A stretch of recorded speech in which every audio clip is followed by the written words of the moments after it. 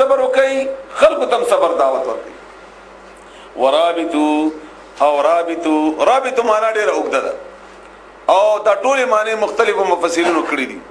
یو منځنه بل منځ ته انتظار کول د تمریبات وای، په جهاد کې پهره کول د تمریبات وای، بل چا سره د اسلام د پاره رابطه جوړول د تمریبات وای، په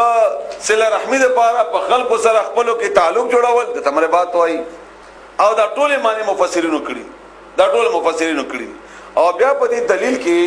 یو څو حدیث دی هغه تاسو اورئ. بخاری شریف کې یو حدیث دی چې رسول الله صلی الله علیه و آله وسلم فرمایي چې د الله پر رضا کې د الله د پاره یو ورځ په مورچه کې وخت رول او دلته لفظ د رباط ته پیرې ته الله تعالی نوم د رباط اغسته ده. یعنی یو ورځ پیرا کول د الله رضا د پاره دا د دنیا او آخرت کې چې دا څه دي د ډېر زیات بهتر دي نو معلوم جو رباط هغه توای. اومدارنګ رسول الله صلی الله علیه وسلم فرمایي چې په قیامت کې په جنت کې تاسو ته د یوې کوړې برابر ځای ملاو شو. دا د بخاری شریف حدیث ته د مخکینی حدیث یو حصہ ده. نو دا یو کوړه حصہ دا د دنیا اسمان او د زمکه په مخه چې څه دي د دې ډېر زیات قیمتي. اومدارنګ رسول الله صلی الله علیه و آله وسلم فرمایي چې بیداری به څوک کی نو هغه ته هم الله رسول الله صلی الله علیه وسلم درې بات خبره کړې دا پهره ته. یو بل حدیث ته رسول الله صلی الله علیه و آله وسلم چې یو ورځ او شپه یا دغه څه حصہ پهره کول او کپدې پهره کې د شهید شي نو د عمل د اسماعیل علیه السلام د عمل په برابر بوي یا د قوم د عمل برابر بوي. ناغه ته هم لفظ رسول الله صلی الله علیه وسلم درې بات اغسته ده. او دین علاوه په حدیثو کې یو منځاو کو بل منځ د لپاره انتظار کوي په جمعات کې ته عمره بات ویل کی خلنده خبر ادا د ټول چې راجمه کی د الله رضا د لپاره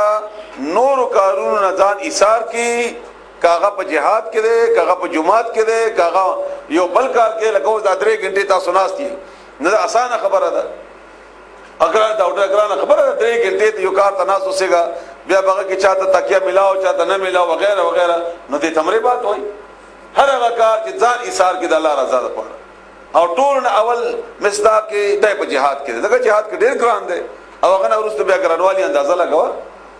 نه بیا هغه پته لګي. نو ورابطو او تیارې وکي جهاد لپاره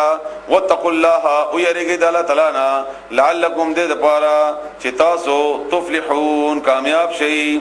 الله دې موږ دا کوشش قبول کی. دوا عظیم ترین سورتونه موږ تاسو تعالی توفیق راکړو موږ ویلي.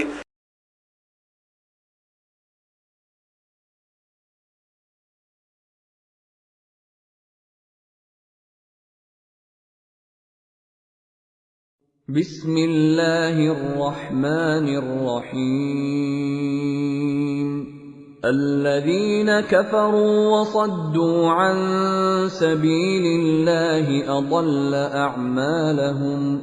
والذين آمنوا وعملوا الصالحات وآمنوا بما نزل على محمد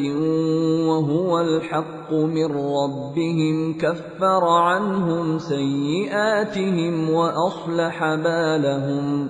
ذلك بأن الذين كفروا اتبعوا الباطل وأن الذين آمنوا اتبعوا الحق من ربهم كذلك يضرب الله للناس أمثالهم فإذا لقيتم الذين كفروا فضرب الرقاب حتى إذا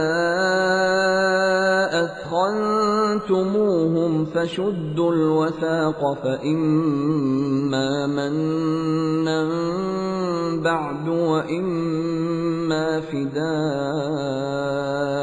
حتى تضع الحرب أوزارها ذلك ولو يشاء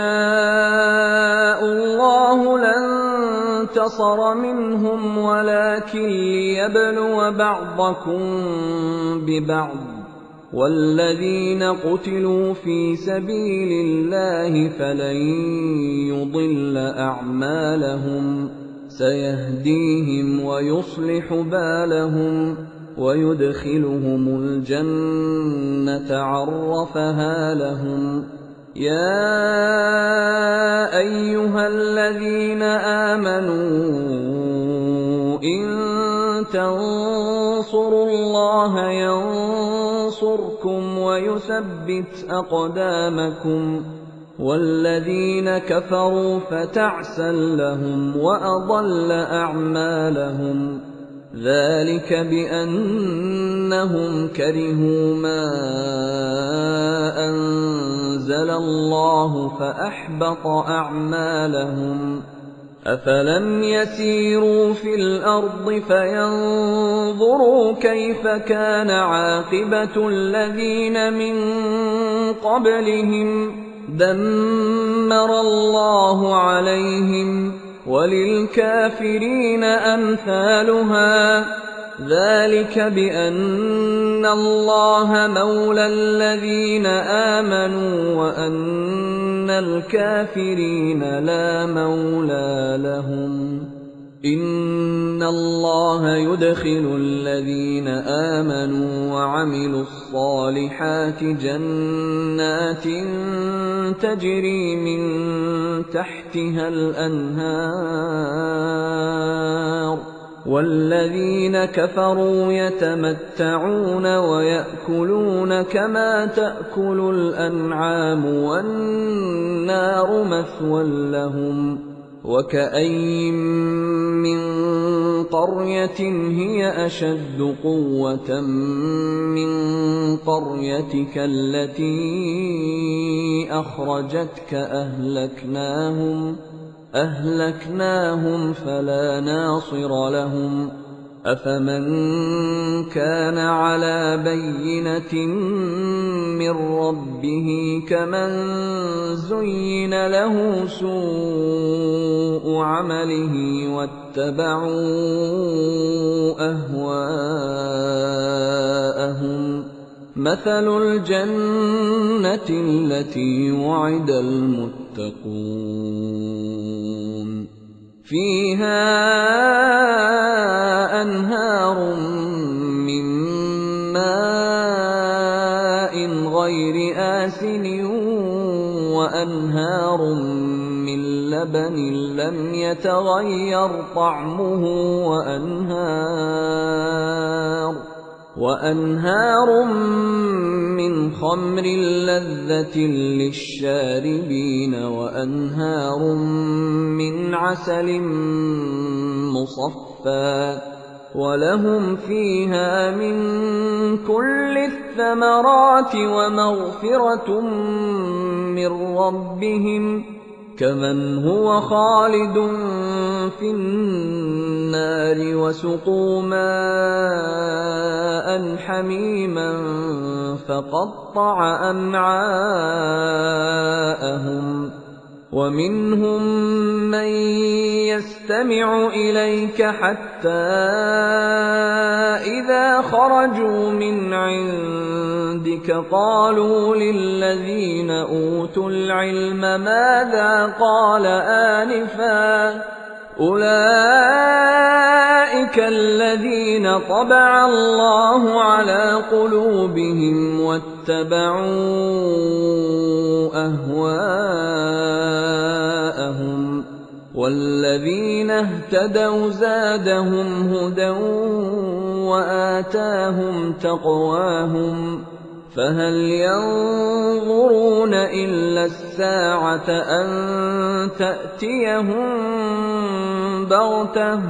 فقد جاء أشراطها فأنى لهم إذا جاءتهم ذكراهم فاعلم أنه لا إله إلا الله واستغفر لذنبك وللمؤمنين والمؤمنات والله يعلم متقلبكم ومثواكم ويقول الذين آمنوا لولا نزلت سورة فإذا أنزلت سورة محكمة وذكر فيها القتال رأيت الذين في قلوبهم